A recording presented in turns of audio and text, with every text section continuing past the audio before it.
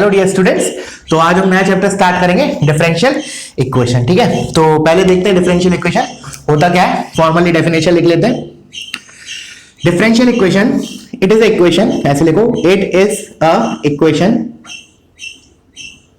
It is a equation containing independent variable. जैसे अगर मैं y equal to F of x के respect में बोल रहा हूं तो हमारा इंडिपेंडेंट वेरिएबल क्या होता है, x, और डिपेंडेंट क्या होता है, y। ठीक है ना, अपन ने फंक्शन में बताया था कि डिपेंडेंट किसको बोलते हैं, इंडिपेंडेंट वेरिएबल किसको मिलते हैं। जो वेरिएबल अपनी वैल्यू डोमेन के सेट से लेता है वो तो क्या होता है, इंडिपेंडेंट, और जो वेरिएबल अपनी वैल्यू कोडोमेन के सेट से लेता है दैट इज कॉल्ड डिपेंडेंट। तो मैं क्या बोल रहा हूं, it is a equation containing independent variable, और मैं ब्रैकेट में लिख रहा हूं यूजली x, क्योंकि जनरली हम x as a function of y लिखते हैं। ठीक है ना, instead of y as a function of x as a function of y। मैं यूजली x लिखा, मतलब ऐसा नहीं, y भी हो सकता है इंडिपेंडेंट वेरिएबल अगर मैंने x को y का फंक्शन में लिखा, बट इन जनरल मैं बता रहा हूं दिस, ये लिख रहा हूं मैं किसके रिस्पेक्ट में, y is equal to F of x के रिस्पेक्ट में। अगर ये मेरा क्वेश्चन है तो here x is a independent variable. ठीक है, तो it is a equation containing independent variable usually x, comma dependent variable, ठीक है, यूजली y, ये दो चीज, प्लस थर्ड चीज क्या होगी, differential coefficient dy by dx, dy by dx। तो उसको मैं कैसे लिखूंगा, डिफरेंशियल कोफिशिएंट। अच्छा, डिफरेंशियल कोफिशिएंट इतना लिखना सफिशिएंट नहीं, बट कौन सा किसके रिस्पेक्ट में, मतलब y के रिस्पेक्ट में x की, x के रिस्पेक्ट में y। तो क्या बोलेंगे, differential coefficient of dependent variable with respect to independent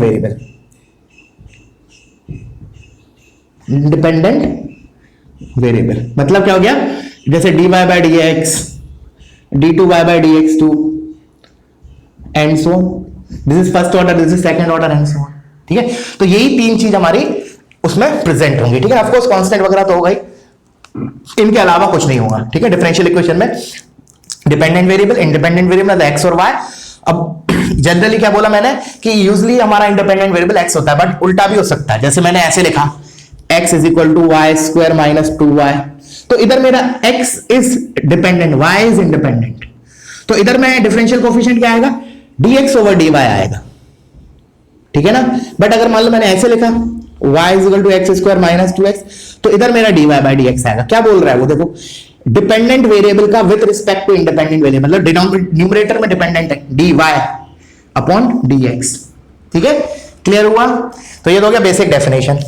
अब आते हैं, आगे बढ़ते हैं, तो कॉपी करते जाना, मैं रब करता जाऊंगा बीच बीच में। ठीक है, नाउ नेक्स्ट पॉइंट, दो तरह के डिफरेंशियल इक्वेशन होते हैं, एक तो होता है ऑर्डिनरी डिफरेंशियल इक्वेशन और एक होता है पार्शियल डिफरेंशियल इक्वेशन। हमारे जो जेईई सिलेबस में है वो है ऑर्डिनरी डिफरेंशियल इक्वेशन, पार्शियल नहीं है। ठीक है ना, बट फिर भी हम डेफिनेशन के लिए लिख लेते हैं होता क्या है, दोनों में डिफरेंस क्या है। तो लिखो फर्स्ट सेकंड पॉइंट में, पहला ऑर्डिनरी डिफरेंशियल इक्वेशन, मैं शॉर्ट में लिख रहा हूं, तुम लोग पूरा लिखना, ऑर्डिनरी डिफरेंशियल इक्वेशन। ठीक है, इसमें क्या होगा, जो हमारे डिफरेंशियल कोफिशिएंट्स होंगे वो किसी एक वेरिएबल के रिस्पेक्ट में लिखे होंगे। ठीक है ना, ऐसे लिखो, differential coefficient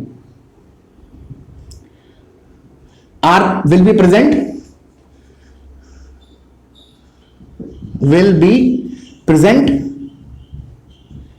with respect to only one independent variable।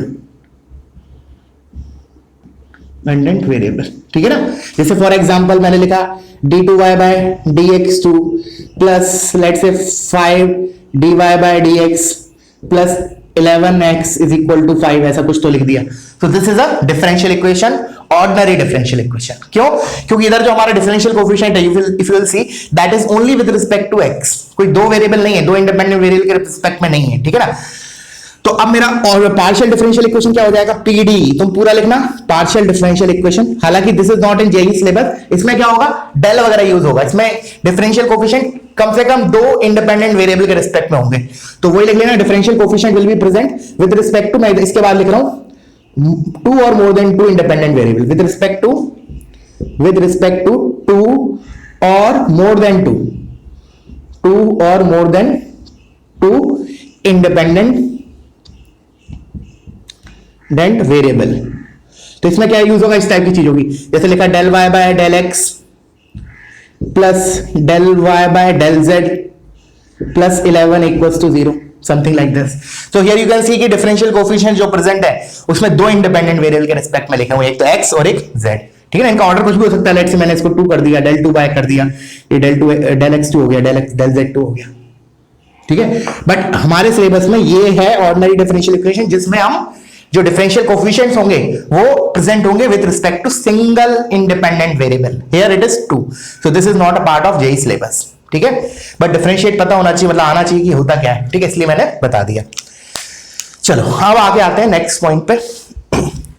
तुम्हारा डिफरेंशियल इक्वेशन होता क्या है बेसिकली, जैसे अपन फैमिली ऑफ कर्व्स पढ़ते हैं कोऑर्डिनेट ज्योमेट्री में, वही फैमिली ऑफ कर्व्स को रिप्रेजेंट करते हैं हम डिफरेंशियल इक्वेशन से।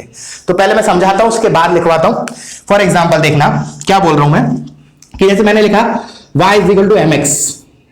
ठीक है, ध्यान से सुनना, y is equal to mx, ये क्या है basically, family of straight line, family of straight line. अब हमने बताया फैमिली बोल रहे हैं, इसमें कुछ कॉमन कैरेक्टरिस्टिक्स होंगे।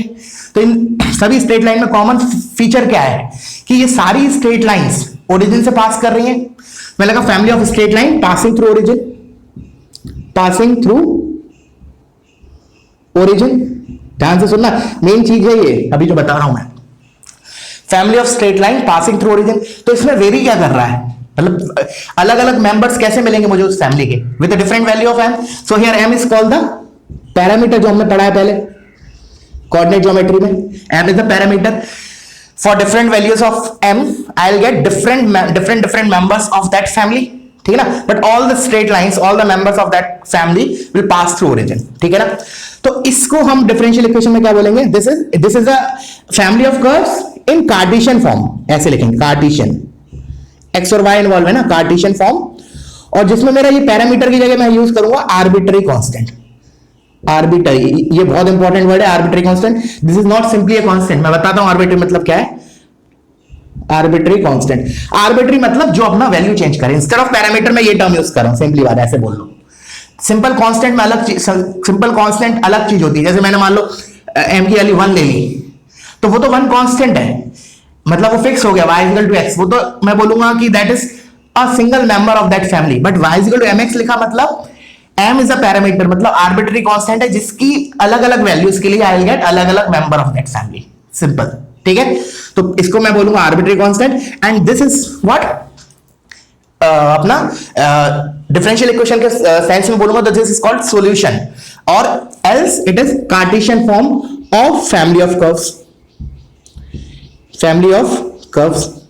अब सुनना ध्यान से, पहले पूरा सुन लेना उसके बाद लिखना। अब क्या है कि इस फैमिली के लिए अब मैं इसकी डिफरेंशियल इक्वेशन कैसे लिखूंगा, तो हमने क्या किया, इसको देखना, इसमें डिफरेंशिएट किया dy by dx, तो कितना आया m, और इस m को मैंने इधर उठा के रख दिया, तो हमारा फाइनली क्या मिलेगा, dy by dx is equal to y by x.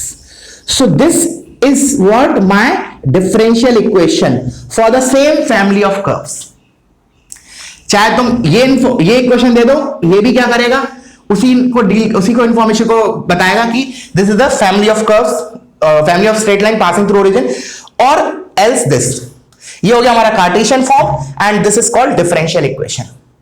और इसको और क्या बोलते हैं हम, इसको this is solution of this differential equation. जो आगे का पूरा चैप्टर है ना वो इसी पे बेस्ड है, मतलब पूरा, मतलब ऑलमोस्ट 90% चैप्टर यही है कि हमें डिफरेंशियल इक्वेशन दी होगी, ये दी होगी, उससे हमें ये ऑब्टेन करना है। यहां से यहां जाना तो इजी पाथ है, इजी पाथ, ठीक है ना। ये इसके क्वेश्चन भी आज की क्लास में कवर करेंगे हम, ये वाला इजी वाला पाथ। और यहां से यहां जाना मतलब डिफरेंशियल इक्वेशन दी है तो मैं उससे सॉल्यूशन निकालना, कार्टेशियन में कन्वर्ट करना, ऐसे बोल दो। दिस इज ए थोड़ा टफ पार्ट, ठीक है ना, relatively tough part, relatively tough part. तो जैसे अगर मान लो मैंने डिफरेंशियल इक्वेशन 5 लेक्चर पढ़ाने वाला हूं, जैसे मेरा टारगेट है 5 पे खत्म करना, व्हाटएवर, तो इसमें केवल ये वाला हमारा एक ही लेक्चर होगा, मेन सारे 4 लेक्चर हमारे से ऊपर होंगे, ठीक है ना, और कुछ नहीं है डिफरेंशियल इक्वेशन में। और वैसे भी डिफरेंशियल इक्वेशन जो है ना जेईई में बहुत लिमिटेड पोर्शन है, ठीक है, मतलब कुछ ही फॉर्म्स हैं डिफरेंशियल इक्वेशन के, ठीक है ना, जैसे होमोजीनियस है, वेरिएबल सेपरेबल है, और लीनियर अपॉन लीनियर, और एक लीनियर डिफरेंशियल इक्वेशन है। मतलब 4-5 फॉर्म ही है जो हमें पढ़ने हैं, ठीक है। तो ये क्या बोला मैंने, दोबारा एक बार स्टार्ट कर रहा हूं। This is what family of curves passing through origin, ठीक है ना, उसको रिप्रेजेंट कर रहा है, उसका ये कार्टेशियन इक्वेशन है। And for the same family of curve this is what differential equation. तो दोनों ही चीजें सेम इंफॉर्मेशन डिलीवर कर रही हैं, ठीक है। तो यहां से मैं यहां कैसे गया, डिफरेंशिएट किया और m को मैंने एलिमिनेट कर दिया, ठीक है। और यहां से यहां कैसे जाऊंगा, इंटीग्रेशन से। दैट यू कैन सी कि dy के नीचे मैं y लेके आऊं, dx को उधर लेके जाऊं, फिर इंटीग्रेट करूंगा तो इधर क्या आएगा, ln y is equal to ln x plus some constant. तो उस कांस्टेंट को मैं कैसे लिख सकता हूं, इसी फॉर्म में आ जाएगा। कैसे, देखो, अगर मैंने बोला इधर से मुझे इधर जाना है, हाउ टू प्रोसीड, देखना ध्यान से देखो। मैंने बोला dy by y is equal to dx upon x। आगे चल के देखेंगे, इसको हम बोलते हैं वेरिएबल सेपरेबल। हम वेरिएबल को सेपरेट कर रहे हैं, dx के साथ x वाले टर्म्स लिख रहे हैं, dy के साथ y वाले लिख रहे हैं, सो दैट इंटीग्रेशन कर सके हम। तो if I will integrate these two, plus हम इंटीग्रेशन कांस्टेंट डालना पड़ेगा। अब इंटीग्रेशन कांस्टेंट भी मैंने ऐसे लिखा सो दैट ये टर्म क्लब हो जाए। तो मैंने इंटीग्रेशन कांस्टेंट को मान लिया ln k, कुछ भी मान सकता हूं, c मान लिया, ln k मान लिया, कोई दिक्कत नहीं है। अब ये हुआ ln y is equal to ln x plus ln k, चलो ln m मान लेते हैं, ln m मान लेते हैं, सो दैट इसी फॉर्म में आ जाए। तो ये हो गया ln y is equal to ln of x into m। So from here you will get y is equal to mx। तो देखो वही चीज आ गई हमारी। तो ये होगा Cartesian equation, this is called differential equation, ठीक है। यहां से यहां कैसे ऑब्टेन होंगे, डिफरेंशिएट करके जो पैरामीटर है उसको एलिमिनेट करना है, और यहां से यहां कैसे ऑब्टेन होंगे, इक्वेशन को डिफरेंशिएट करके। डिफरेंशिएट करना मतलब उसमें थोड़ी मेहनत लगेगी। ये तो बहुत इजी था कि भाई y इसके नीचे लेके गए, dx इसके उधर लेके गए, तो बट काफी वेराइटीज ऑफ क्वेश्चंस हैं, तो हम उससे उसका सॉल्यूशन निकालेंगे, कार्टेशियन में कन्वर्ट करेंगे, ठीक है। आई होप क्लियर हो गया होगा। एक और चीज नोट करके देख लो कि जो सॉल्यूशन होगा, या फिर ऐसे बोल दो जो कार्टेशियन फॉर्म होगी, उसमें तो हमारा पैरामीटर होगा, पहली बात। और जो डिफरेंशियल इक्वेशन होगी उसमें पैरामीटर कुछ नहीं होगा, उसमें केवल डिफरेंशियल कोफिशिएंट्स होंगे। वो कितने भी ऑर्डर के हो सकते हैं, ठीक है ना। ऑर्डर मतलब अभी बताऊंगा, डेफिनेशन बताऊंगा। ऑर्डर, वैसे ऑर्डर आपको पता तो वही, d2 by dx2 is a differential coefficient of order 2, d3 by dx3 is a differential coefficient of order 3 and so on, ठीक है। क्लियर हुआ। चलो, तो पहले तो तुम ये बना लो या फिर इसको अपने लैंग्वेज में लिख लो। मैं एक बार और बता देता हूं, ठीक है ना, बिकॉज यही मेन पार्ट है पूरे एक्सप्लेनेशन का, चैप्टर का, ठीक है ना। क्या बोला मैंने दोबारा एक बार और, कि सबसे पहले स्टार्ट किया मैंने कि डिफरेंशियल इक्वेशन क्या होती है, जिसके अंदर x होता है, y होता है, मतलब इंडिपेंडेंट वेरिएबल होता है, डिपेंडेंट वेरिएबल होता है, और differential coefficient of dependent variable with respect to independent variable, मतलब dy by dx, और उसके हायर ऑर्डर भी हो सकते हैं, d2 by dx2, d3 by dx3 and so on, ठीक है। बाकी सिलेबस में फर्स्ट ऑर्डर के ही डिफरेंशियल इक्वेशन है सिलेबस में, ठीक है ना। सेकंड ऑर्डर डिफरेंशियल इक्वेशन हमें सॉल्व नहीं करना है, ठीक है। कुछ स्पेशल केस हैं जो हम सॉल्व कर सकते हैं, बट एज सच कोई टॉपिक नहीं है हायर ऑर्डर डिफरेंशियल इक्वेशन, ठीक है। अच्छा, उसके बाद हमने बोला कि डिफरेंशियल कोफिशिएंट दो तरह की होती हैं, एक तो ऑर्डिनरी और एक पार्शियल, जो कि पार्शियल सिलेबस में नहीं है। उसमें क्या होगा, पार्शियल में डिफरेंशियल कोफिशिएंट्स होंगे वो कम से कम दो इंडिपेंडेंट वेरिएबल के रिस्पेक्ट में लिखे होंगे, ठीक है ना। देखा था उसमें डेल यूज करते हैं, del y by del x, del y by del z वगैरह। और ऑर्डिनरी तो जो हमें पढ़ना ही है, सिंगल वेरिएबल के रिस्पेक्ट में डिफरेंशियल कोफिशिएंट। फिर मेरा मेन पॉइंट आया इस पे कि this is what phi is equal to mx is what a family of curves passing through origin, family of straight line passing through origin, तो this is called Cartesian equation, ठीक है। इसके अंदर m क्या है मेरा, हम उधर बोलते थे पैरामीटर, किधर कोऑर्डिनेट ज्योमेट्री में, अब से हम बोलेंगे इसको आर्बिट्ररी कांस्टेंट। आर्बिट्ररी कांस्टेंट और कांस्टेंट में अंतर होता है, ठीक है ना। अभी इसका और डिटेल डिस्कशन देखेंगे अभी आगे। आर्बिट्ररी कांस्टेंट मतलब वो कांस्टेंट जो अपनी वैल्यू चेंज करे, वेरिएबल नहीं बोलेंगे इसको, आर्बिट्ररी कांस्टेंट बोलेंगे कि m की डिफरेंट वैल्यूज के लिए I will get different members of that family, ठीक है। तो this is called Cartesian equation. ये भी किसको रिप्रेजेंट कर रहा है, family of straight line passing through origin. और इसको डिफरेंशिएट करके जो हमें डिफरेंशियल इक्वेशन मिली, वो इक्वेशन भी इस फैमिली ऑफ स्ट्रेट लाइन को रिप्रेजेंट कर रहा है, ठीक है ना। ये और वो एक ही इंफॉर्मेशन है। यहां से हम यहां कैसे गए, इसको डिफरेंशिएट किया, m की वैल्यू निकाली, m उठा के इसमें रख दिया दोबारा। जो आज की क्लास में हमारा टारगेट होगा, मेन क्वेश्चन हम इसी पे करने वाले हैं, यहां से यहां, जो इजी पार्ट है। और जो टफ पार्ट है दैट इज डिफरेंशियल इक्वेशन दिया है, उधर से मुझे सॉल्यूशन निकालना है। सॉल्यूशन मतलब कार्टेशियन इक्वेशन निकालनी है, तो वो हम आगे के फर्दर क्लासेस में देखेंगे। तो मोस्ट ऑफ द 90% चैप्टर हमारा यहां से यहां तक जाएगा, 20, और ये तो अपना छोटा सा पार्ट है, डिफरेंशिएट करके इधर आना, ठीक है। चलो तो अब लिख लेते हैं, मैं इसको रब कर देता हूं, तुम लोग पॉज करो और इसको पहले कॉपी कर लो, ठीक है।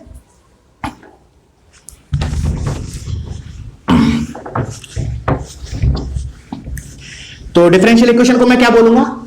Differential equation is family of curves. Differential equation represents, ऐसे लिख लो, next point whatever third और फोर्थ, डिफरेंशियल इक्वेशन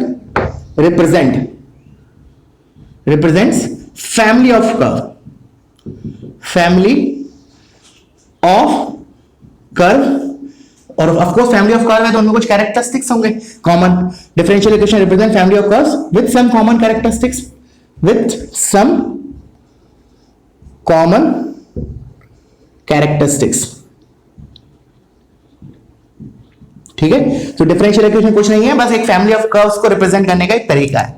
जैसे अपनी कार्टेशियन इक्वेशन होती है उसी तरीके से वो डिफरेंशियल इक्वेशन है। कार्टेशियन इक्वेशन में क्या होगा, हमारे आर्बिट्री कांस्टेंट्स होंगे, इसमें आर्बिट्री कांस्टेंट नहीं होंगे। डिफरेंशियल इक्वेशन में इसमें क्या होंगे, डिफरेंशियल कोफिशिएंट होंगे, ठीक है ना। और जो हमारा कार्टेशियन होता है उसमें आर्बिट्री कांस्टेंट होते हैं, डिफरेंशियल कोफिशिएंट्स नहीं होते, यही अंतर है बस, ठीक है। अच्छा, अब नेक्स्ट पॉइंट, जैसे चलो एक एग्जांपल इसका भी देख लेते हैं। जैसे मैंने लिखा y इक्वल टू mx लिखा था, तो this is family of straight line passing through region. अब मैंने ऐसे लिखा y equal to let's say 2x plus c, so this is also family of straight lines.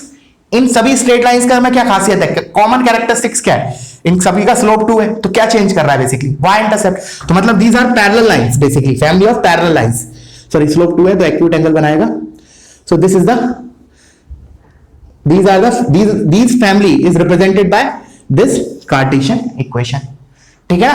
तो जिनका y इंटरसेप्ट चेंज हो रहा है, बस देखो you can see all the straight lines, these whatever I have drawn has same slope too, only the thing that is changing its y intercept। तो इधर मैं c को क्या बोलूंगा, c is the arbitrary constant, AC arbitrary constant for different values of c I'll get different members of that family।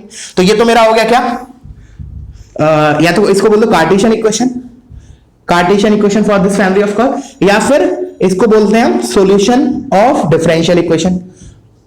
तो इससे differential equation क्या बनेगा, अल्टीमेटली क्या होना चाहिए, डिफरेंशियल इक्वेशन में हमारा आर्बिट्री कांस्टेंट नहीं आना चाहिए। तो कैसे नहीं आएगा, मैंने क्या बोला, इसको डिफरेंशिएट करके हम डिफरेंशियल इक्वेशन पे जाएंगे। तो क्या आया, dy by dx is equal to 2, that's it. See अपने आप ही गायब हो गया, एलिमिनेट करने की जरूरत ही नहीं पड़ी, ठीक है। तो ये हो गया हमारा डिफरेंशियल इक्वेशन, ठीक है ना, for the same family of curves.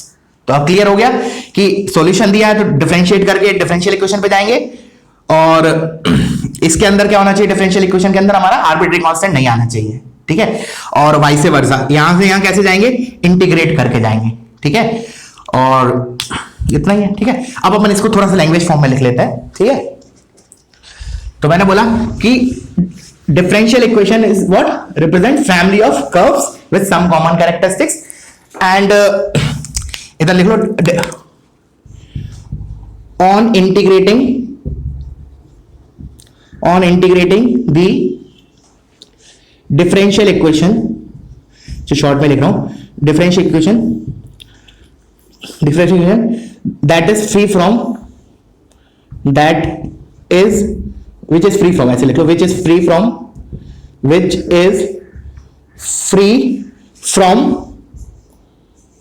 free from arbitrary constant। तुम पूरा लिख, चलो लिख ही देता हूं, arbitrary constant,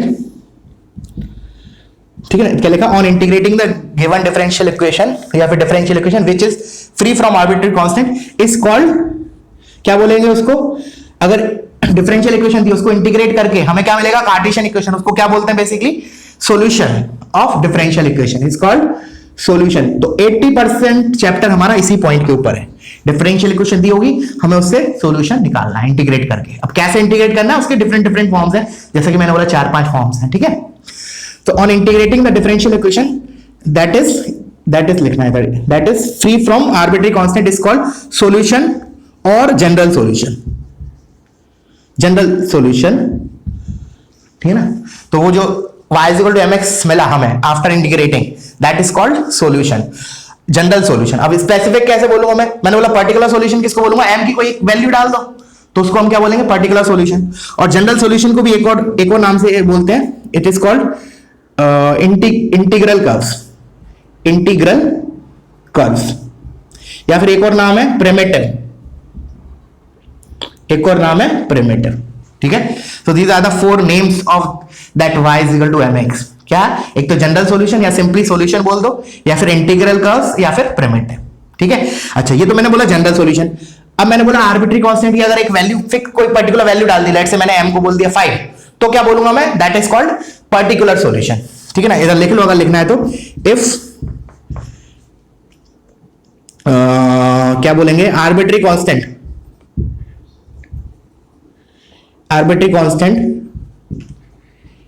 is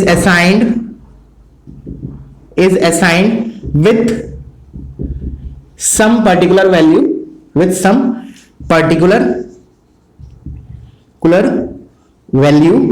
then the solution is called particular solution, then the solution is called particular solution। ठीक है, क्लियर हुआ। और सॉल्यूशन से डिफरेंशियल पे कैसे आएंगे वो अभी हम करते हैं थोड़ा देर में। ठीक है ना, उससे पहले मुझे एक दो चीज और बता देता हूं, उसके बाद हम वो चीज करेंगे। ठीक है, आई होप क्लियर हुआ होगा अभी तक का। चलो अब आते हैं नेक्स्ट पॉइंट पे, दैट इज इंपॉर्टेंट फॉर तुम्हारा सीईटी वगैरह में भी आते हैं छोटे छोटे क्वेश्चन की ऑर्डर क्या होता है, डिग्री क्या होता है, तो उसको हम डिफाइन कर लेते हैं।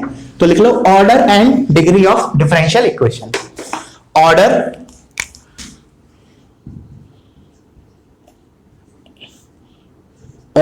या फिर डिग्री, अलग अलग चीजें हैं। पहले तो मैं ऑर्डर देख रहा हूं। ऑर्डर क्या होता है, ऑर्डर ऑफ डिफरेंशियल इक्वेशन क्या होता है, तो जो भी ऑर्डर है हाईएस्ट ऑर्डर डिफरेंशियल कोफिशिएंट का, उसको क्या बोलेंगे हम, order of the differential equation. क्या बोला मैंने, पहले लिख लो उसके बाद रीड करना। The order of highest order differential, the order of highest order differential coefficient present in differential equation is called order of that differential equation, is called order of that differential equation, d in short। ठीक है, इसका मतलब क्या है, जैसे मैंने ऐसे लिखा d2y by dx2, चलो इसका क्यूब ले लिया, plus 5dy by dx plus 11x equals to let say 0, मैंने ऐसे कुछ तो लिखा। सो मैं इसमें ऑर्डर क्या बोलूंगा, ऑर्डर उसने क्या बोला, ऑर्डर ऑफ किसका order, highest order differential coefficient. अब इसमें दो डिफरेंशियल कोफिशिएंट इन्वॉल्व है, this is the first order, this is the second order. Second order है तो क्या हो जाएगा इसका, हमारा ऑर्डर, इस डिफरेंशियल इक्वेशन का ऑर्डर क्या हो जाएगा, 2। वही तो बोल रहा है, ऑर्डर ऑफ कौन, क्या order, highest order differential coefficient is called order of the differential equation. ठीक है, अब आते हैं मेन डिग्री पे। ठीक है, नाउ कम्स डिग्री क्या होगा, जो हाईएस्ट ऑर्डर डिफरेंशियल कोफिशिएंट आया ना हमारा, उसका एक्सपोनेंट मतलब उसका पावर, तो उसको लिख लेते हैं द एक्सपोनेंट या फिर the power, the exponent of किसका exponent, highest order differential coefficient, highest order differential coefficient.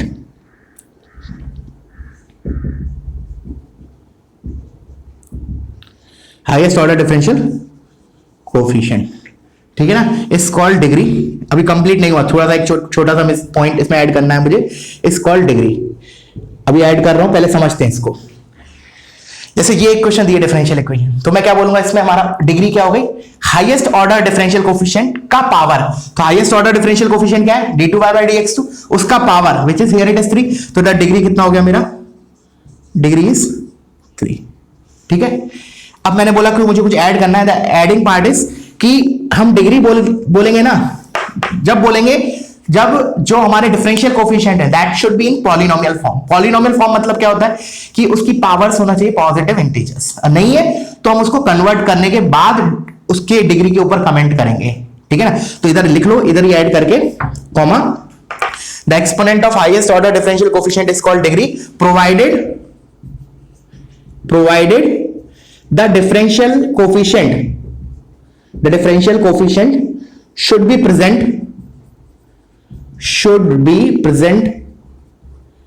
should be present in polynomial form।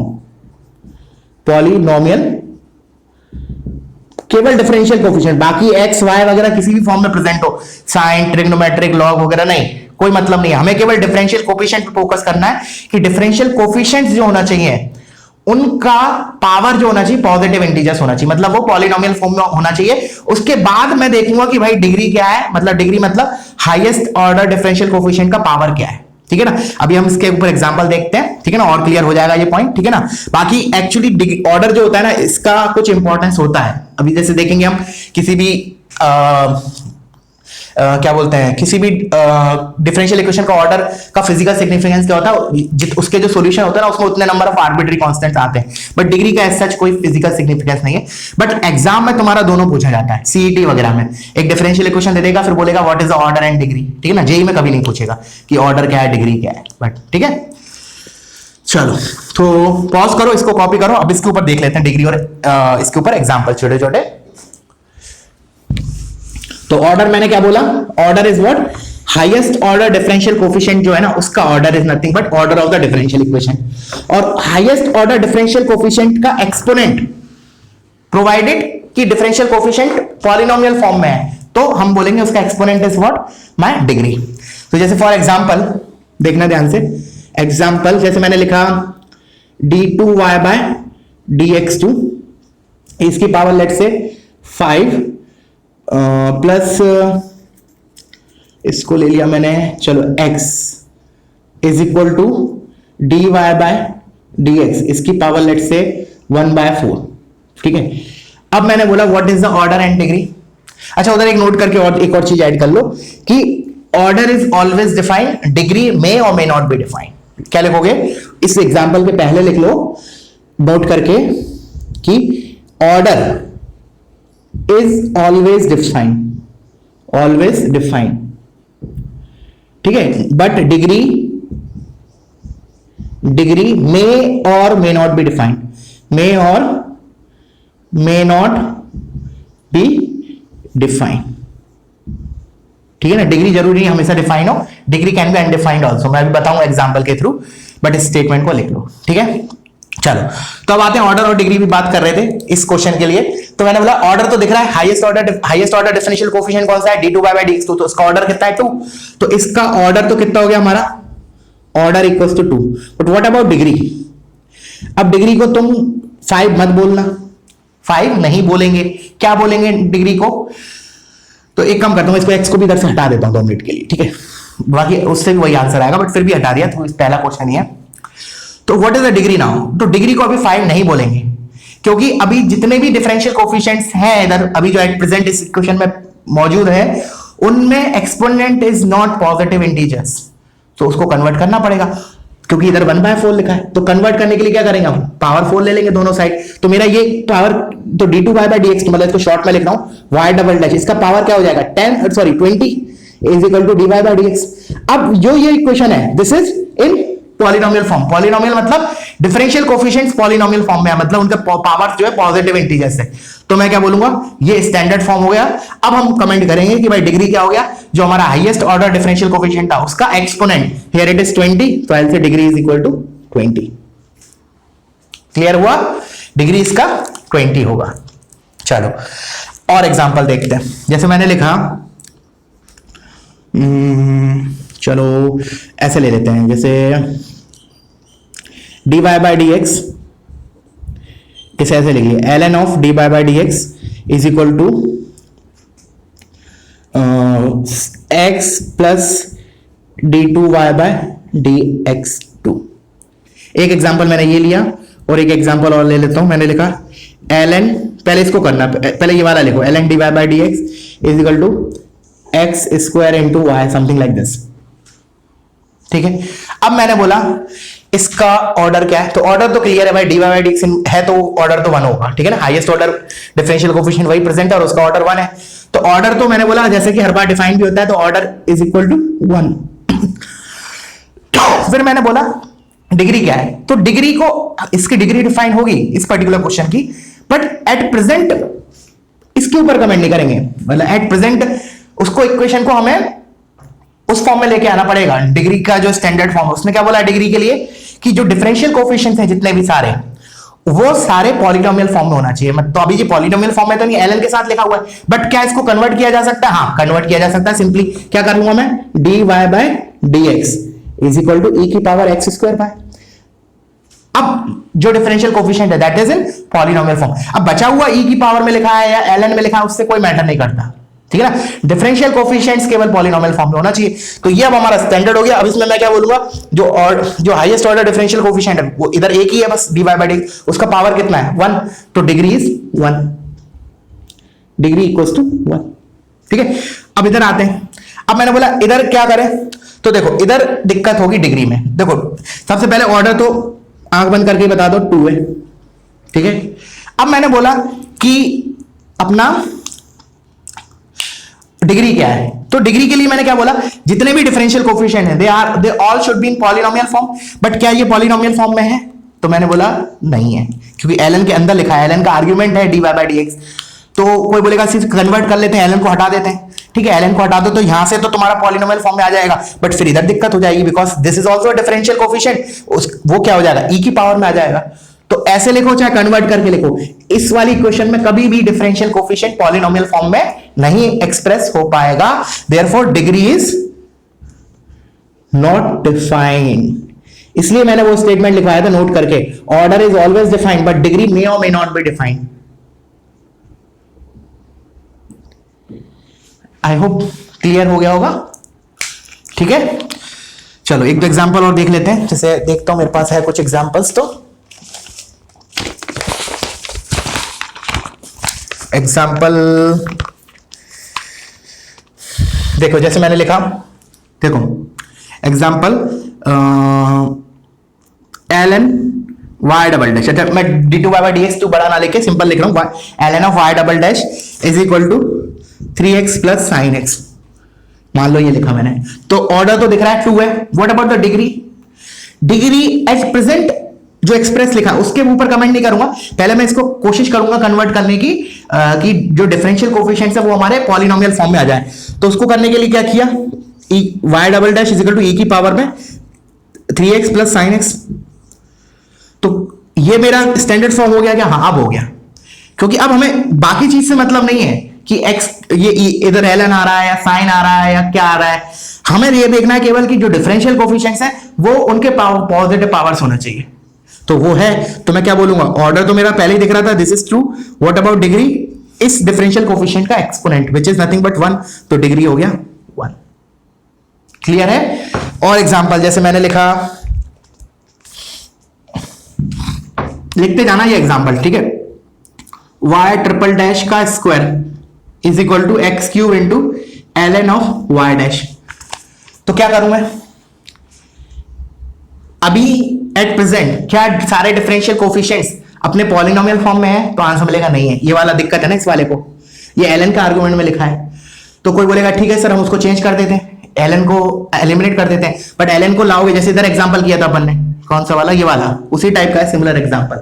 क्योंकि अगर मान लो तुमने ऐसे लिखा, जैसे चलो एक्स क्यूब को इसके नीचे लेके आए, फिर y dash is equal to e की पावर में ये लिख दिया y डबल डैश का स्क्वायर बाय एक्स क्यूब, तो ऐसे भी लिखोगे तो भी पॉलिनोमियल फॉर्म में नहीं आया, बिकॉज इधर इसके कारण दिक्कत हो रही थी, इधर हमारा e की पावर के कारण दिक्कत हो, क्योंकि इसके अंदर डिफरेंशियल कोफिशिएंट इन्वॉल्व है, ठीक है। अगर मान लो ये y ट्रिपल डैश की जगह सिंपली कुछ होता है, जैसे फॉर एग्जांपल इसी क्वेश्चन को मैंने ऐसे लिख रहा हूं, देखना ध्यान से, y ऐसे लिख लिया sin x by x cube is equal to ln y dash, तब कोई दिक्कत नहीं होती, क्योंकि अब मैं ln को हटाता तो डिफरेंशियल कोफिशिएंट अपने पॉलिनोमियल फॉर्म में ही रहता, बिकॉज इधर तो है नहीं पॉलिनोमियल फॉर्म, तो इसको मैं क्या लिखता, y dash is equal to e की पावर में sin x by x cube.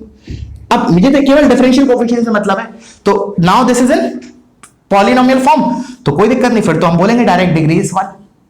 Order तो 1 है, ऑर्डर तो खैर हम without changing the sign directly equation देख के हम डायरेक्टली ऑर्डर पे कमेंट कर सकते हैं, बट डिग्री के लिए हमें थोड़ा क्या करना पड़ेगा, मेहनत हल्की सी, ज्यादा नहीं थोड़ी सी।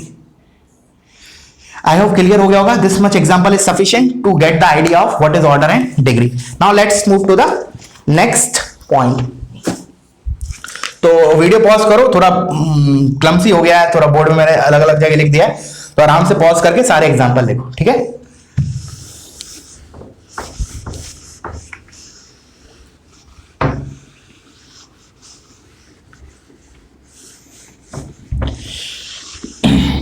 चलो तो नेक्स्ट देखते हैं। अब से अब हमारा क्या होगा, दो पार्ट में डिवाइड है पूरा चैप्टर, ठीक है ना, जिसमें जैसे कि मैंने बोला था कि y is equal to m x, वही वाला एग्जांपल बताता हूं, y is equal to m x से ये जा रहे हैं हम क्या बोलते हैं, dy by dx is equal to y by x, एक तो ये और एक ये पार्ट। तो आज ये जैसे मैंने बोला था इजी पार्ट है, ये टफ पार्ट है, रिलेटिवली टफ है, वैसे तो इजी है। Differential equation is again very scoring, अगर तुम्हारा इंटीग्रेशन ठीक है, वैसे इंटीग्रेशन तो मतलब होगा यूज, लेकिन उस लेवल का नहीं होगा जो हम ऑलरेडी पढ़ चुके हैं इंटीग्रेशन। तो बाकी डिफरेंशियल इक्वेशन का हर साल एक क्वेश्चन आता है और स्कोरिंग होता है, याद रखना, ठीक है। तो हाँ, मैं क्या बोल रहा था, ये इजी बात है सॉल्यूशन से डिफरेंशियल इक्वेशन की तरफ जंप करना, क्योंकि इसमें तो क्या करना है, हमें केवल डिफरेंशिएट करना है, और ऑफ कोर्स डिफरेंशिएशन आसान होता है, बट यहां से इंटीग्रेट करना है वो थोड़ा टफ पार्ट होता है, तो उसको मैं रिलेटिवली टफ बोलूंगा, relatively not the actual tough. और अभी क्या करेंगे हम, ये वाला पार्ट करेंगे अभी की क्लास में, ठीक है, और फिर बाकी के जो रिमेनिंग चैप्टर है हमारा वो सेकंड पार्ट पे जाएगा, ठीक है। तो लिख लो, अब इसको कैसे बोलूंगा, यहां से यहां आने मतलब फॉर्मेशन ऑफ डिफरेंशियल इक्वेशन, मतलब सॉल्यूशन दिया है या फिर बोल सकते कार्टेशियन इक्वेशन दी है, उससे मुझे क्या निकालना है, डिफरेंशियल इक्वेशन। तो लिख लो इसको, फॉर्मेशन ऑफ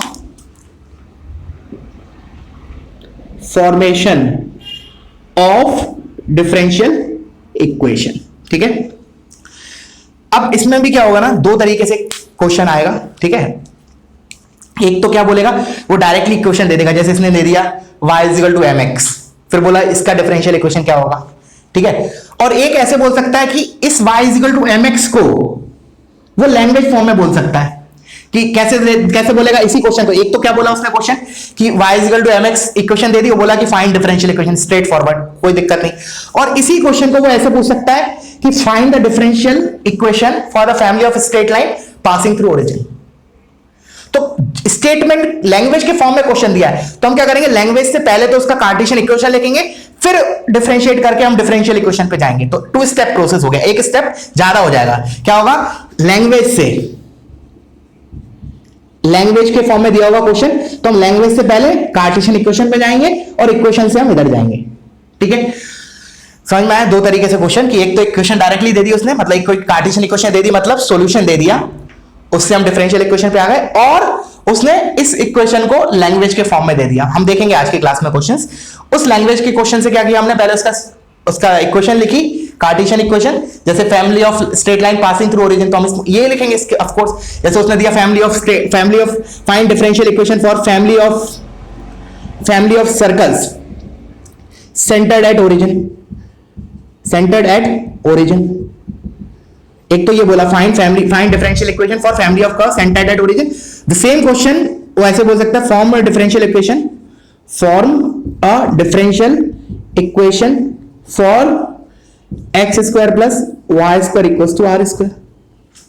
इधर क्या किया इसने, डायरेक्टली इक्वेशन दे दी, इधर हमारा काम कम हो गया थोड़ा, ठीक है ना। यार r is arbitrary constant, r की डिफरेंट वैल्यूज के लिए I will get different circles. वो सारे फैमिलीज क्या होंगे, सारे सर्कल विल बी कॉन्सेंट्रिक, ठीक है ना, जिनका सबका सेंटर ओरिजिन है।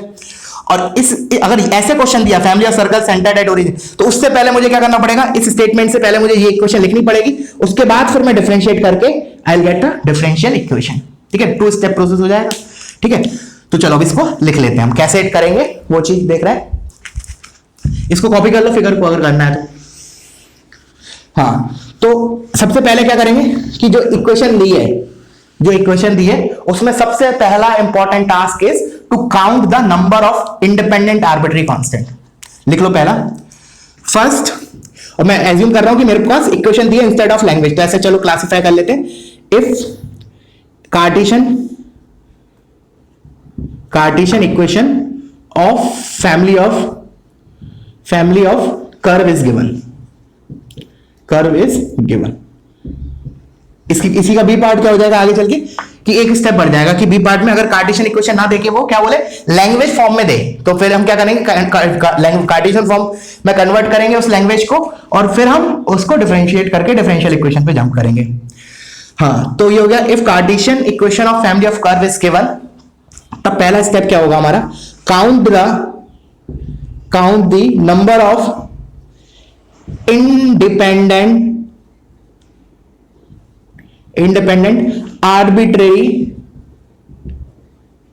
Arbitrary constant. बहुत इंपॉर्टेंट है ये चीज, ठीक है ना।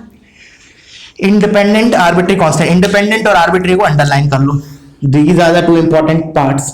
अभी मैंने बताया भी था, चैप्टर स्टार्ट किया था तो मैंने बोला भी था कि इसके बारे में हम थोड़ा डिटेल डिस्कशन करेंगे, तो डिटेल डिस्कशन करने का समय आ गया, ठीक है। क्या है इंडिपेंडेंट आर्बिट्री कांस्टेंट? जैसे फॉर एग्जांपल मैंने लिखा let's say y is equal to,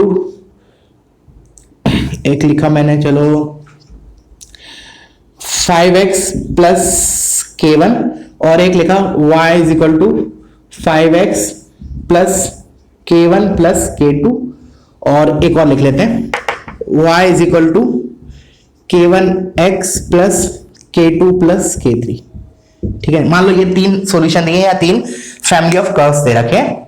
अब मैंने बोला कि इसमें नंबर ऑफ आर्बिट्री कांस्टेंट क्या है, तो सबसे पहली बात इसमें क्या हो जाएगा, मेरा दिख रहा है क्लियरली, एक है, तो number of arbitrary constant is equal to 1। What about this? तो इधर k1 k2 देख के ऐसा मत सोचना कि आर्बिट्री कांस्टेंट 2 है, आर्बिट्री कांस्टेंट 2 है बट मुझे इंडिपेंडेंट चाहिए। मैं तो ऐसा कर सकता हूं ना, k1 प्लस k2 का एक नया कांस्टेंट मान सकता हूं k, तो ये हो जाएगा y is equal to 5x plus k, तो अल्टीमेटली इधर भी मेरा n का वैल्यू कितना है, 1 ही है, ठीक है ना। इसलिए मैंने बोला इंडिपेंडेंट होना चाहिए, ठीक है। अच्छा, उसके बाद फिर मैंने बोला इसमें कितने होंगे, तो इसमें हमारा आंसर आएगा 2। एक तो ये है k1 और इन दोनों को क्लब करके मैंने k4 बोल दिया, तो इधर मेरा n का वैल्यू आ जाएगा 2। क्लियर हुआ? इंडिपेंडेंट आर्बिट्री कांस्टेंट मतलब, जैसे और एक एग्जांपल और लेता हूं, उससे और ज्यादा क्लियरिटी आएगी। लेट्स से मैंने लिखा y is equal to k1 into e की power k2x plus k3 plus k4। मतलब क्या चाहेंगे हम कि हम जितने क्लब कर सके कर लो, उसके बाद लगता है कि क्लब नहीं हो पाएगा तो वहीं फिर हमारे काउंट कर लिए। अब जैसे फॉर एग्जांपल मैंने इधर बोला तो मैं number of independent arbitrary constant कितने होंगे, तो आंसर क्या मिलेगा सोचो। जैसे जल्दी जल्दी में क्या बोलते हैं बच्चे लोग, 4, but 4 is not the correct answer, 4 is not the correct answer for this particular question.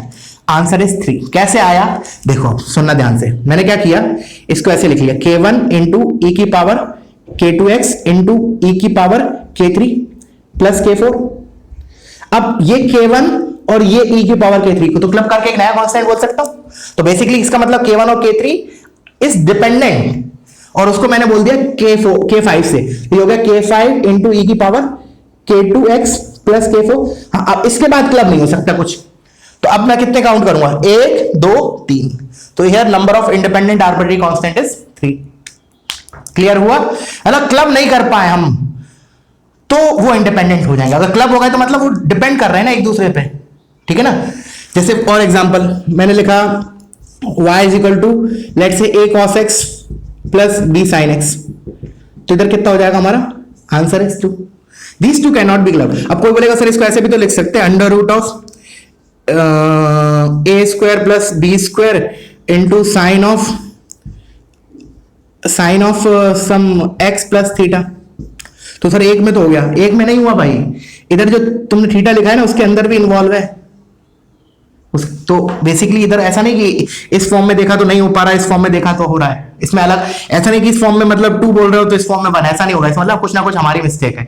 तो in both the equation number of independent arbitrary constant will be 2 only, ठीक है। क्लियर हुआ? अच्छा, अब एक छोटा सा इसमें भी पॉइंट है, हालांकि वो जेईई में उतना पूछेगा नहीं, बट फिर भी एक चीज बता रहा हूं, इसको लिख लेना पहले तो, ठीक है। कि जैसे अगर मान लो वो क्वेश्चन में ही दे दे, जैसे फॉर एग्जांपल ये वाला क्वेश्चन ले रहा हूं मैं, जैसे ये वाला ले रहा हूं, जैसे अभी तो इसने लिखा है क्या, नहीं इसको ले लो, चलो ये वाला एग्जांपल लेता हूं मैं, y is equal to k1 into sine of x plus k2 plus let's say k3। तो अब मैंने बोला इसमें इसका number of independent arbitrary constant कितने हैं, तो आंसर मिलेगा 3 है, क्योंकि उन तीनों अब क्लब नहीं कर सकते, मैं कुछ क्लब नहीं कर सकता, वी हैव टू से 3 आर्बिट्री कांस्टेंट होंगे। अगर मान लो ये तो हो गया, उसने ऐसा देके डायरेक्टली पूछा कि number of arbitrary constant is 3, but उसने बोल दिया if k2 is constant then number of arbitrary constant is what, तो आंसर मिलेगा, आंसर इज 2। क्यों? क्योंकि उसने स्पेसिफाई कर दिया है कि भाई k2 एक कांस्टेंट है, that is not arbitrary constant, मतलब k2 एक फिक्स्ड नंबर है। लेट्स से मैंने बोला k2 is π/3, K2 is pi by 6, तो वो चेंज नहीं कर रहा अपनी वैल्यू। अब समझ में आएगा तुम्हें कि समझ में आ गया होगा आई होप कि अब एक कांस्टेंट, सिंपली एक नॉर्मल कांस्टेंट और आर्बिट्री कांस्टेंट में अंतर क्या होता है। जो कांस्टेंट है वो अपनी वैल्यू चेंज नहीं करता, कांस्टेंट K2 इसका मतलब वो फिक्स है, एक नंबर है कोई, तो वो अपनी चेंज नहीं करेगा। मतलब आर्बिट्री कांस्टेंट वो होता है जिसको चेंज करने से, जो चेंज होता है जिसको चेंज करने से हमें उस फैमिली का एक अलग मेंबर मिल जाता है। तो K2 is not the arbitrary constant, K2 की वैल्यू में चेंज नहीं कर सकता, K2 इज अ कांस्टेंट। हाँ, K1 और K3 की डिफरेंट डिफरेंट वैल्यूज के लिए I will get different members of that family, तो K1 and K3 are called arbitrary constant. Clear हो गया?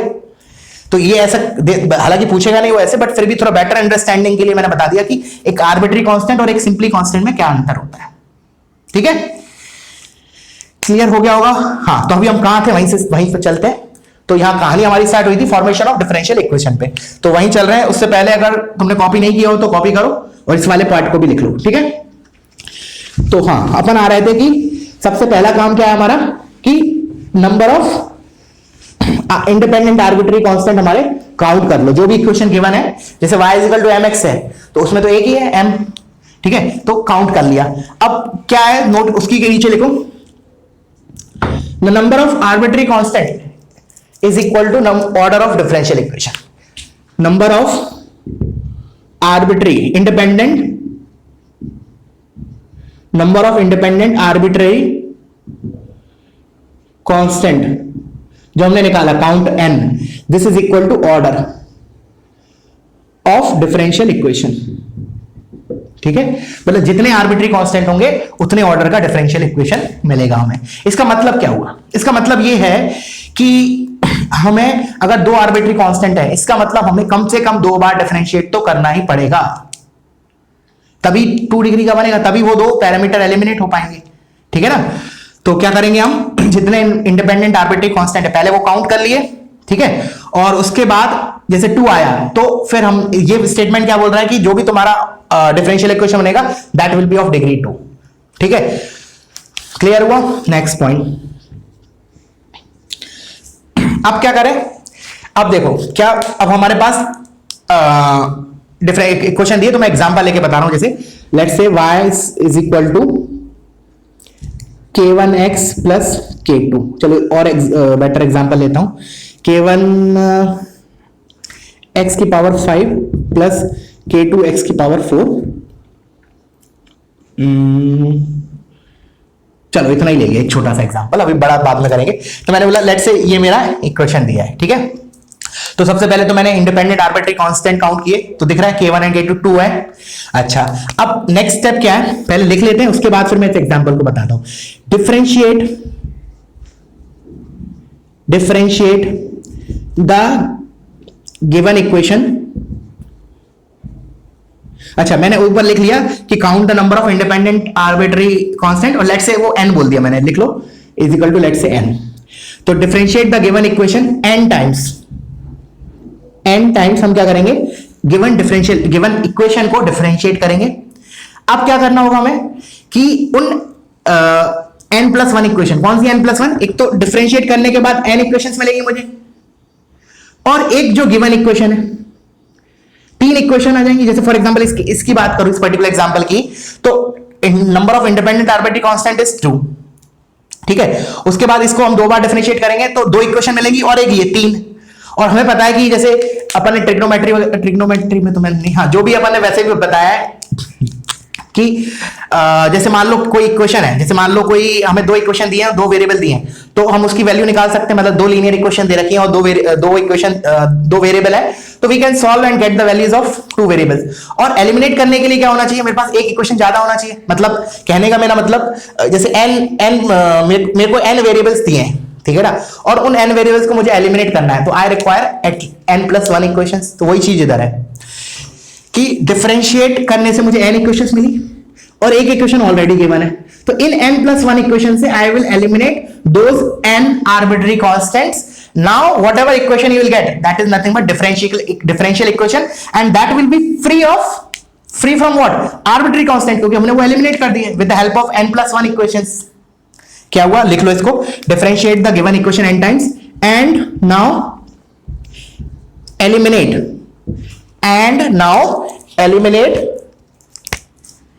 And now eliminate the N arbitrary constant from n+1 equations. अब n+1 equation bracket में लिखो, कौन सी n तो वो डिफरेंशिएट करने के बाद मिल रही है, n फ्रॉम डिफरेंशिएशन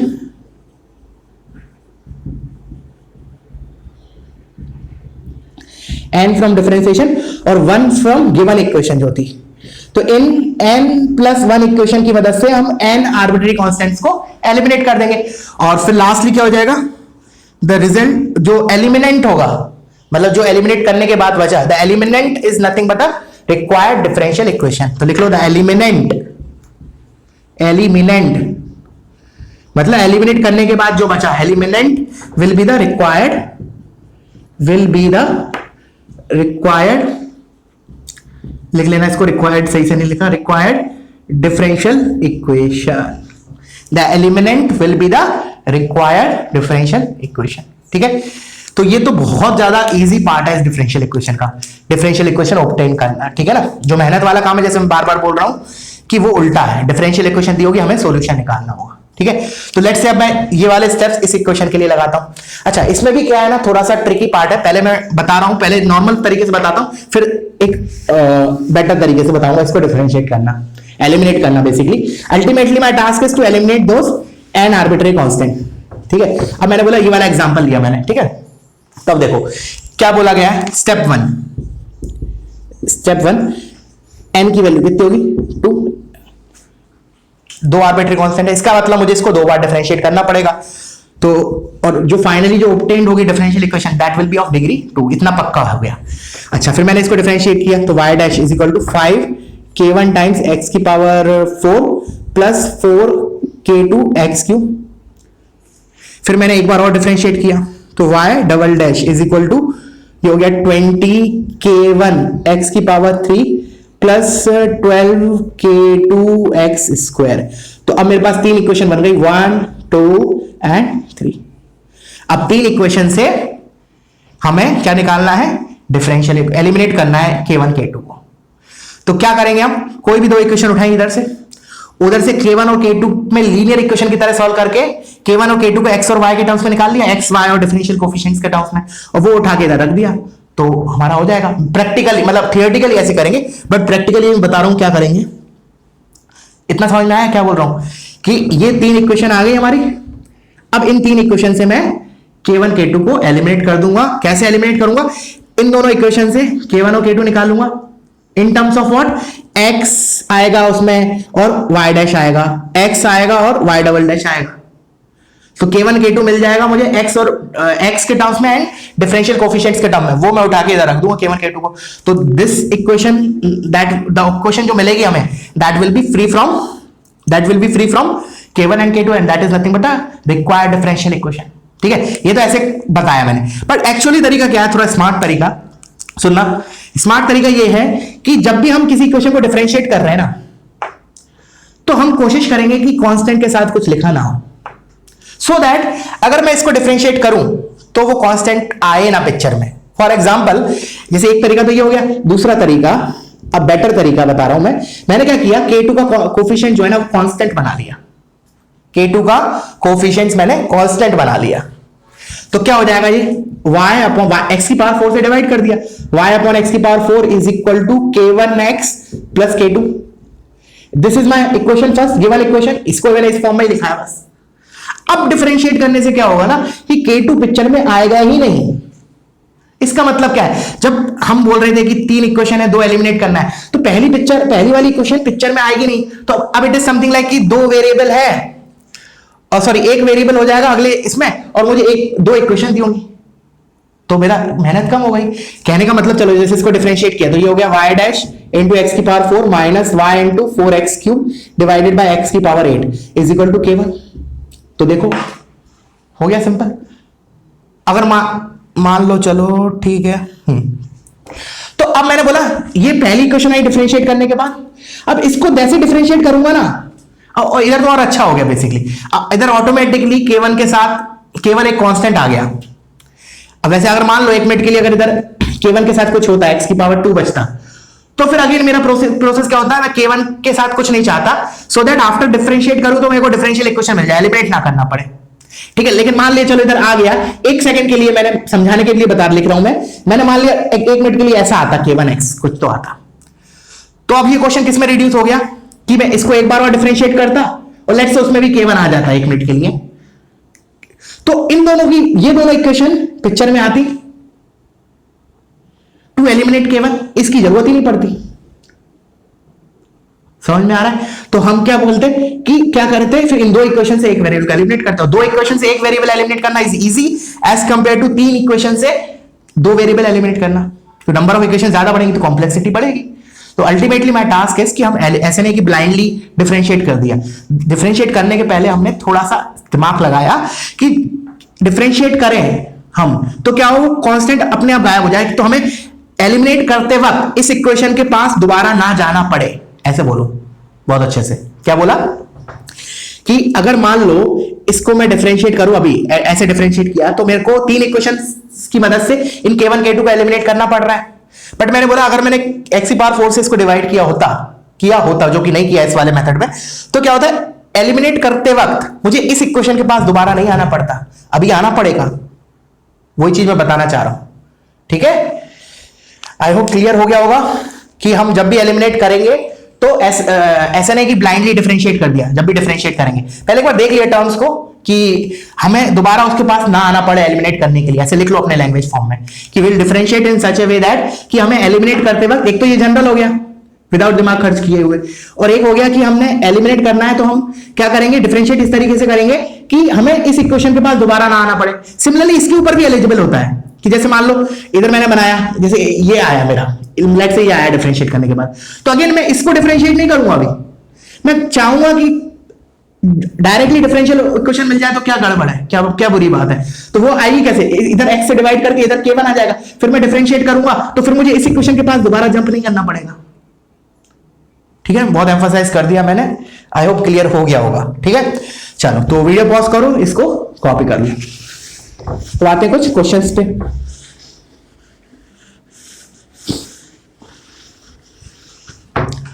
तो क्वेश्चन ले लेता हूं मैं,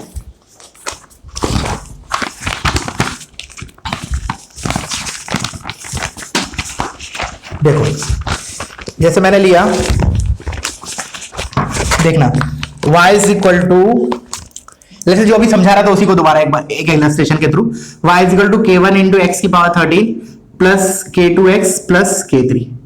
ठीक है, तो चलो इसको एक काम करो, k2x स्क्वायर कर दो, इसको k3x कर दो। ठीक है, तो अगेन अब इधर कितने हैं और आर्बिट्री कांस्टेंट 3 है, तो इसका मतलब मुझे 3 बार इसको डिफरेंशिएट करना पड़ेगा, और 3 बार डिफरेंशिएट करूंगा तो 3 इक्वेशन मिलेंगी और एक ये गिवन है, तो इन टोटल मेरे पास 4 इक्वेशन है, उन 4 इक्वेशन से I will eliminate k1 k2 k3। अब मैंने बोला डिफरेंशिएट करते वक्त भी हम थोड़ा सा दिमाग लगाएंगे कि सो दैट कि जब हम एलिमिनेट करें तो हम इस इक्वेशन के पास हमें जाना ना पड़े। तो हमने क्या किया, पहले इसको x से डिवाइड कर दिया, उसके बाद डिफरेंशिएट किया, तो मैं क्या लिखूंगा, y by x is equal to k1 into x की पावर 12, और चलो इसको भी मैं एक पावर बढ़ा देता हूं k3, तो ये हो गया plus k2 x square plus k3। अब मैंने डिफरेंशिएट किया, क्यों? क्योंकि अब इस इक्वेशन के पास दोबारा मुझे एलिमिनेट करते वक्त जाना नहीं पड़ेगा, तो ये हो जाएगा y dash x minus y into x का derivative 1 divided by x square is equal to 12 k1 x की पावर 11 plus 2 k2 x। That's it. अब ये हो गया एक बार डिफरेंशिएट करने पे। अब मैंने बोला कि ठीक है, अभी तुम इसको दोबारा डिफरेंशिएट कर सकते हो, बट उससे पहले मैंने क्या किया, इसको दोबारा x से डिवाइड कर दिया, सो दैट अगेन मुझे इस इक्वेशन के पास जाना ना पड़े k2 एलिमिनेट करने के लिए। तो इसको x से डिवाइड कर दिया है, तो क्या आ जाएगा मेरा, y dash x minus y upon x square, x cube हो जाएगा, ये एक्स स्क्वायर की जगह x cube is equal to 12 k1 into x की पावर 10 प्लस ट्वाइस k2। अब डिफरेंशिएट कर दिया, अब मैं इसको डिफरेंशिएट करूंगा तो मुझे इक्वेशन मिल जाएगा।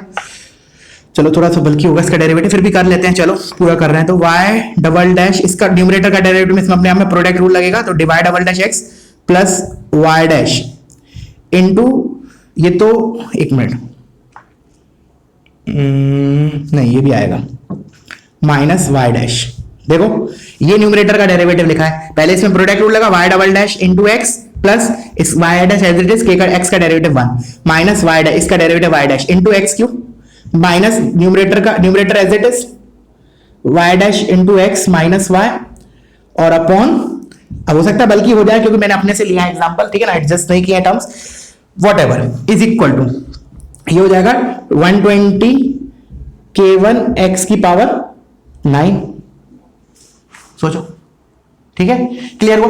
अब एक बार ये कैंसिल हो गया, चलो अब क्या करेंगे, अब अगेन मैं डिफरेंशिएट कर लूंगा, डायरेक्टली भी कर सकता हूं, बट उससे बेटर क्या रहेगा मुझे कि x की पावर 9 से डिवाइड कर दूं मैं, उसके बाद डिफरेंशिएट करूं, तो क्या होगा कि उसमें डिफरेंशिएट करने पे जो इक्वेशन आएगी ना उसमें फिर मुझे एलिमिनेट वाला स्टेप हट जाएगा। देखो अभी भी क्या कर सकते हो कि इसको डायरेक्टली डिफरेंशिएट किया, फिर जो equation I let's say third equation 2 और 3 से k1 को एलिमिनेट कर दो, क्योंकि इसमें केवल k1 इन्वॉल्व है, ठीक है ना, बट मैं बोल रहा हूं उसकी भी जरूरत नहीं पड़ेगी, क्या करो x की पावर 9 से डिवाइड करो फिर डिफरेंशिएट करो, k2 k1 भी खत्म, तो जो हमारा बचेगा जो आया differential equation that will be of order 3 and that is free from arbitrary constant. ठीक है, चलो तो पॉज करो, इसको कॉपी करो और क्वेश्चंस करते हैं। Check it out the timing. ठीक है, कुछ एग्जांपल और कर लेते हैं क्योंकि टाइम काफी हो गया है। चलो तो नेक्स्ट एग्जांपल, अब प्रैक्टिकल एग्जांपल लेते हैं, ठीक है।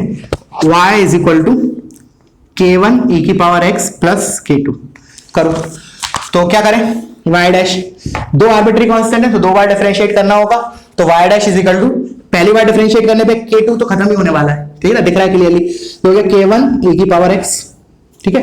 फिर मेरा इसको दोबारा डिफरेंशिएट करेंगे क्योंकि दो आर्बिट्री कांस्टेंट है, इसका मतलब 2 ऑर्डर का डिफरेंशियल इक्वेशन बनने वाला है, ठीक है ना। अच्छा, जब मैंने बोला ना कि दो आर्बिट्री कांस्टेंट है तो 2 ऑर्डर का डिफरेंशियल कोफिशिएंट बनने वाला है, वो करेक्ट है, बट उसमें ऐसा है कि 2 वाला तो प्रेजेंट होगा ही होगा, 1 वाला हो भी सकता है नहीं भी हो सकता, मतलब जैसे अगर दो आर्बिट्री कांस्टेंट है तो पक्का उसकी डिफरेंशियल इक्वेशन में d2y by dx2 आएगा और उसके हायर ऑर्डर नहीं आएंगे, ये भी बात कंफर्म है, बट उससे लोअर वाले जो हैं let's say dy by dx वो आ भी सकता है और नहीं भी आ सकता, ठीक है। चलो तो फिर मैंने कहा ये आ गया मेरा, तो फिर मैंने दोबारा डिफरेंशिएट किया, y double dash is equal to k1 e की पावर x, ये वैसे ही रहा।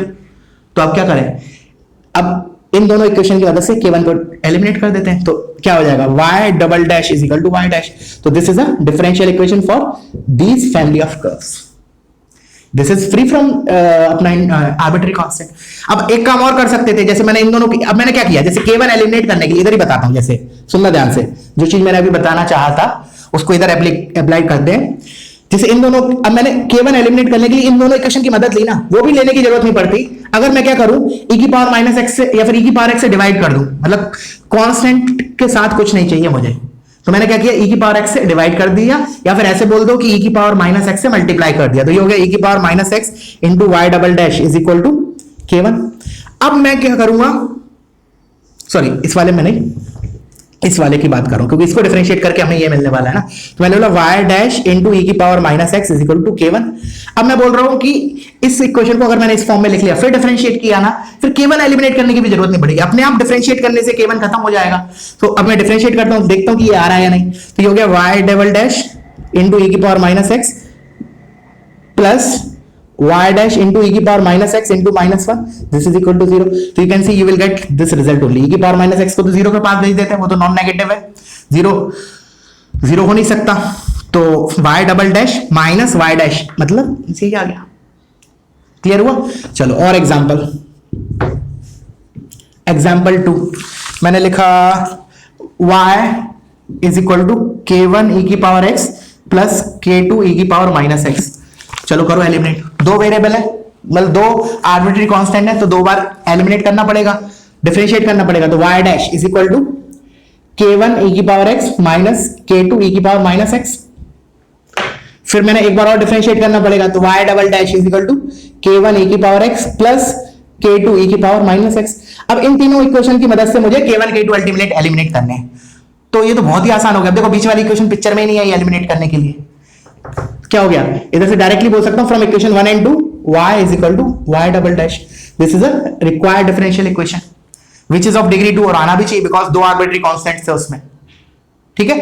चलो और आगे बढ़ते हैं, पॉज करो, इसको कॉपी करो।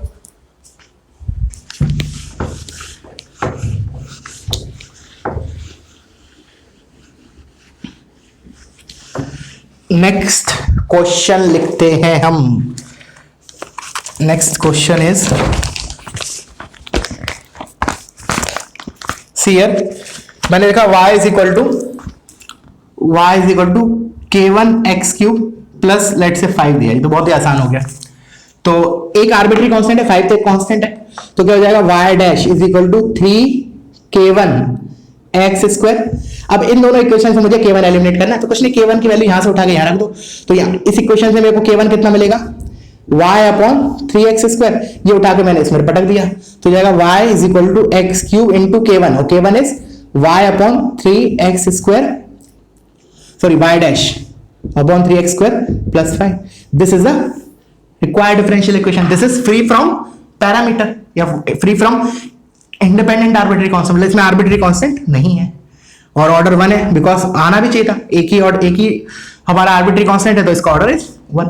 ठीक है, तो बहुत ही आसान बात है, जैसे मैंने तो पहले ही बोला था कि जो आज की क्लास में हम पढ़ने वाले हैं कि इक्वेशन से हम डिफरेंशियल इक्वेशन की तरफ चलेंगे, that is a easier part. ठीक है ना, चलो और देख लेते हैं। जैसे मैंने लिखा y is equal to e⁻ax plus b plus c, करो इसको। ठीक है, अब इसमें कितने आर्बिट्री कांस्टेंट है, 3 है, 2 नहीं है, 3 नहीं, 3 ही है। ठीक है ना, a b और c। कोई बोलेगा सर a b को क्लब करके नहीं कर पाओगे क्लब। अगर तुमने इसको ऐसे भी लिखा e⁻ax into e⁻b plus c, और फिर e⁻b को एक अलग कांस्टेंट मान लिया, लेट्स से d मान लिया, d मान लिया, चलो d into e⁻ax plus c, तो अगेन अभी भी 2-3 ही रहे, a d c, तो मतलब 3 तो रहेंगे। इसका मतलब 3 बार डिफरेंशिएट करना पड़ेगा। Without differentiating 3 times you can not eliminate those 3 arbitrary constant. ठीक है ना, तो चलो करते हैं इसको डिफरेंशिएट। तो दिस इज माय इक्वेशन, मैंने इसको डिफरेंशिएट किया, तो y dash is equal to, इधर से आएगा c तो चला जाएगा, खत्म ही हो गया, सिंपल हो गया, तो d ad e⁻ax। अब देखो c एलिमिनेट हो गया ना, इसी मतलब डिफरेंशिएट करने में खत्म हो गया, मतलब इस इक्वेशन का अब यूज नहीं है आगे चल के, मतलब एलिमिनेट करने वक्त मुझे इस इक्वेशन की जरूरत कतई नहीं पड़ेगी। ठीक है, अच्छा फिर मैंने बोला अब और डिफरेंशिएट कर देते हैं, तो y double dash is equal to a² d e⁻ax। अच्छा फिर मैंने क्या किया, फिर दोबारा डिफरेंशिएट किया, बिकॉज 3 बार करने का है मुझे, तो ये हो गया a³ d e⁻ax। ठीक है, अब क्या करें, तो देखो एक काम और कर सकते थे, इधर डिफरेंशिएट करने के पहले एक काम करो, इधर डिफरेंशिएट करने के पहले d खत्म हो जाएगा। एक काम करते हैं, जैसे मैंने तो डायरेक्टली कर दिया, देखो डायरेक्टली करने से क्या हो गया, अब मुझे इन इक्वेशंस की जरूरत पड़ेगी एलिमिनेट करने के लिए। अब मैं क्या कर रहा हूं, इस पार्ट को हटा के यहां से इसको डिफरेंशिएट करने के पहले मैं क्या कर रहा हूं, ऐसे लिख रहा हूं e⁻ax से मल्टीप्लाई कर रहा हूं, तो ये y dash into e⁻ax is equal to ad। अब डिफरेंशिएट करने पे क्या होगा ना, d खत्म हो जाएगा, ये तो पिक्चर में रहेगा इसके कारण। ठीक है, और ऑफ कोर्स रहना भी चाहिए, अगर a भी खत्म हो जाता तो 2 ऑर्डर का हो जाता, बट 3 कांस्टेंट है तो 3 आना चाहिए ना कायदे से, लॉजिकली। तो ये हो गया, डिफरेंशिएट करो इसको, y double dash into e⁻ax minus y dash into e⁻ax is equal to 0। ठीक है, तो इधर से मेरा आया y double dash e⁻ax is equal to ay dash e⁻ax, तो e⁻x तो सिंपल हो गया, ये तो खत्म हो गया, कैंसिल आउट हो गया, तो इधर से मिला y double dash is equal to ay dash. ठीक है, अब क्या कर सकते हैं, अभी मेरा एक बार और बाकी है, तो इसका मतलब ये मेरा एक आर्बिट्री अभी भी डिफरेंशिएट करके फिर मैं इससे और जो आगे आएगी ना, आगे जो इक्वेशन है उससे एलिमिनेट a कर सकता हूं, बट पिक्चर में a आए ही ना, उसके लिए क्या करूं मैं, y डैश से डिवाइड करके फिर डिफरेंशिएट करता हूं, सो दैट उधर a बचे, तो डिफरेंशिएट करने में सिंपल हो जाए वो। तो ये हो गया y double dash upon y dash is equal to a। अब डिफरेंशिएट कर दो, तो अब डिफरेंशिएट करेंगे तो हमारा क्या आएगा, न्यूमरेटर का derivative y triple dash into denominator का y dash minus numerator as it is, denominator का डेरिवेटिव y डबल डैश, एक मिनट, इज इक्वल टू 0। तो this is the required differential equation. I hope clear हो गया होगा। ठीक है, तो इसके बाद अपन वो लैंग्वेज वाले क्वेश्चन है, वो भी छोटे से हैं, तो 10-5 मिनट में हो जाएंगे हमारे, तो वो अपन कल की क्लास में देख लेंगे। आज की क्लास के लिए काफी हो गया, और वैसे भी आज पहला लेक्चर है। ठीक है ना, थोड़ी चीजें नहीं होंगी बट एब्जॉर्व करना, ठीक है ना। जो भी चीज नहीं समझ में आए तो जैसे मैं स्कूल में आऊंगा तब तुम क्लियर कर सकते हो, अगर तुम्हारे कुछ क्रॉस क्वेश्चंस हैं, ठीक है ना। 12:30 बजे है मेरा timing, so at that time I will come. If you have any questions, cross questions, you can ask me, but आज का लेक्चर क्लियर हो जाना चाहिए, ठीक है ना। The easiest part of this chapter. अब थोड़ा हमारा लेवल कल से बढ़ेगा, ठीक है ना, और कल से हम वही चीज स्टार्ट करेंगे क्या, कि डिफरेंशियल इक्वेशन को सॉल्व कैसे करेंगे। थोड़ा सा इसका पार्ट बाकी है, जैसे मैंने बोला लैंग्वेज वाले क्वेश्चन 2-4 क्वेश्चन करेंगे, उसके बाद फिर we will see the regular चीज। Okay, so that's it. Okay, thank you.